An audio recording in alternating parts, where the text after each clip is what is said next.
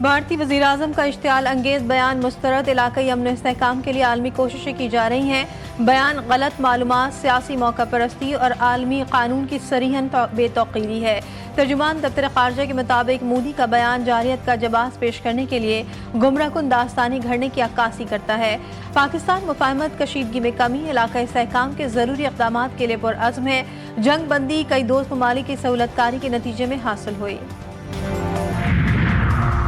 Operation بنیان مرصوص کے دوران پاک فضائیہ نے بھارتی فضائیہ کو دھول چٹا دی۔ پاک فضائیہ کی جوابی کارروائی میں بھارتی فضائیہ کے متعدد لڑاکا طیارے مختلف علاقوں میں گر کر تباہ ہوئے۔ تباہ ہونے والے بھارتی طیاروں کے پائلٹ زخمی یا لاپتہ بھی ہوئے۔ ایک طیارہ اننت ناگ میں گر کر تباہ ہوا، جس کے پائلٹ کی ہلاکت کا خدشہ ظاہر کیا گیا۔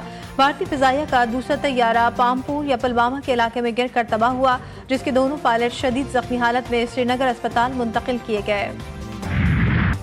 امریکی صدر ڈونلڈ ٹرمپ کا دورہ سعودی عرب، شاہی محل آمد پر سعودی ولی عہد شہزادہ محمد بن سلمان نے استقبال کیا۔ ملاقات میں دو طرفہ امور اور خطے کی صورتحال پر تبادلہ خیال۔ سعودی ولی عہد نے امریکی صدر ڈونلڈ ٹرمپ سے سعودی کابینہ کے ارکان کا تعارف بھی کروایا۔ ولی عہد محمد بن سلمان امریکی صدر کے اعزاز میں عشائیہ بھی دیں گے۔ ٹرمپ خلیج تعاون کونسل کے خصوصی اجلاس میں بھی شریک ہوں گے۔ دورے کا مقصد سعودی عرب کے ساتھ وسیع سرمایہ کاری معاہدے کو حتمی شکل دینا ہے۔ ڈونلڈ ٹرمپ قطر اور متحدہ عرب امارات بھی جائیں گے۔ بھارت کے وحشیانہ حملوں میں معصوم شہریوں کو نشانہ بنایا گیا۔ 40 شہری شہید، 7 خواتین اور 15 بچے شامل، 121 معصوم شہری زخمی ہوئے۔ مادر وطن کے دفاع میں مسلح افواج کے 11 جوانوں نے جام شہادت نوش کیا۔ معرکہ حق میں اسکواڈرن لیڈر عثمان یوسف سمیت پاک فضائیہ کے 5 جوان بھی شہید ہوئے۔ ISPR کہنا ہے کہ کسی بھی جارحیت کا مقابلہ کرنے کے لیے پوری قوم تیار اور متحد ہے۔ صدر مملکت اور وزیر اعظم کا معرکہ حق کے شہداء کو خراج عقیدت۔ صدر زرداری نے کہا کہ ہمیں اپنے شہداء کی قربانیوں پر فخر ہے۔ پاکستانی قوم اور مسلح افواج بھارتی جارحیت کے خلاف سیسہ پلائی دیوار کی طرح کھڑے رہے۔ وزیر اعظم کہتے ہیں کہ ہم نے نہ صرف ملک کا بھرپور دفاع کیا بلکہ پاکستان کی سالمیت اور خود مختاری پر کوئی آنچ نہیں آنے دی۔ وزیر اعظم کا معرکہ حق میں شہید شہریوں کے ورثاء کو 1 کروڑ اور زخمیوں کو 10 سے 20 لاکھ روپے دینے کا اعلان۔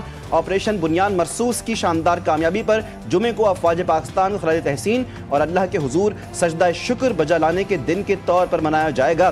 ہر سال 10 مئی کو یوم معرکہ حق بھی منایا جائے گا۔ ایک انٹرنیشنل دہشت گرد ہے مودی جو ہے، اور اس کے شواہدات جو ہیں وہ کینیڈا کے بھی موجود ہیں، امریکہ کے بھی موجود ہیں، پاکستان کے بھی موجود ہیں۔ ایکچولی پچھلے 25-30 سال سے ہم دونوں محاذوں پہ، اپنے مغربی اور اپنے مشرقی محاذوں پہ ہندوستان کے خلاف ہی لڑ رہے ہیں۔ مسئلہ کشمیر کے حوالے سے ہمارا نقطہ نظر UN کی قراردادیں ہیں۔ وزیر دفاع خواجہ آصف نے واضح کر دیا، کہتے ہیں کہ حقیقت سامنے آنی چاہیے کہ پاکستان کو دہشت گردی سے کتنا نقصان ہوا۔ فیصلہ ہونا چاہیے کہ جو ہم پر دہشت گردی کا الزام لگایا جاتا ہے کیا اس میں کوئی صداقت ہے۔ ہم نے بارہا کہا کہ پلوامہ اور دیگر واقعات کی تحقیقات ہونی چاہیے۔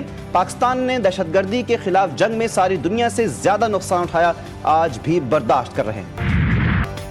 پاک بھارت حالیہ سیز فائر مختلف ممالک کی سفارتی کوششوں کا نتیجہ ہے۔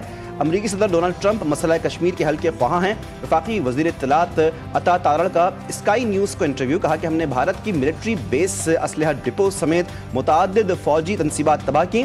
پاکستان کسی بھی لحاظ سے بھارت سے کم نہیں۔ بھارت پانی روک سکتا ہے، نہ اس میں صلاحیت ہے۔ 7 لاکھ بھارتی فوج کی موجودگی میں پہلگام واقعہ ہونا سیکیورٹی ناکامی ہے۔ جوہری آپشن کبھی میز پر نہیں تھا۔ امریکی وزیر خارجہ نے پیغام دیا کہ بھارت لڑائی روکنے کے لیے تیار ہے۔ نائب وزیر اعظم اسحاق ڈار کا CNN کو انٹرویو، کہا کہ بھارت نے دیکھ لیا اس کے ساتھ کیا ہوا، اسے علم ہو گیا تھا کتنا سنگین نقصان ہو چکا۔ ہمیں یقین تھا کہ ہماری صلاحیت اتنی مضبوط ہے کہ بھارت کو زمین اور فضا میں شکست دیں گے۔ سندھ طاس معاہدے کی خلاف ورزی کو پاکستان جنگی اقدام تصور کرے گا۔ پاکستان نے مسلط کی گئی جنگ چند گھنٹوں میں جیتی۔ بھارتی جارحیت پر قوم نے مثالی اتحاد کا مظاہرہ کیا۔ پاک فوج نے دشمن کے عزائم خاک میں ملائے۔ PP رہنما شریر رحمان کی دیگر رہنماؤں کے ہمراہ پریس کانفرنس۔ نیّر حسین بخاری نے کہا پاکستان خطے میں امن کا خواہش مند ہے۔ مسئلہ کشمیر عالمی سطح پر ایک بار پھر اجاگر ہوا۔ مسئلہ کشمیر کو بھارت ہمیشہ نظر انداز کرتا رہا۔ दुनिया में गलत फहमी थी कि भारत को रिवायती और गैर रिवायती बर्तरी हासिल है। इस गलत फहमी को पाकिस्तान ने नहीं, खुद भारतीय वज़ीर-ए-आज़म नरेंद्र मोदी ने तोड़ा। साबिक वज़ीर ख़ारजा हिना रब्बानी खर का ऐवान में इज़हार ख्याल, कहा कि मोदी फैसला करते हैं कि कश्मीर भारत का हिस्सा है तो क्या हम ये बात सुनकर सर झुकाकर मान लें? पाकिस्तान को माज़रत ख़्वाहाना रवैया इख्तियार नहीं करना चाहिए। उस्मा बुखारी कहती हैं कि भारतीय वज़ीर-ए-आज़म मोदी ने शिकस्त खोरदा तकरीर की, भारत को जारहाना और मुंह तोड़ जवाब मिला, भारत ने मासूम पाकिस्तानियों को निशाना बनाया।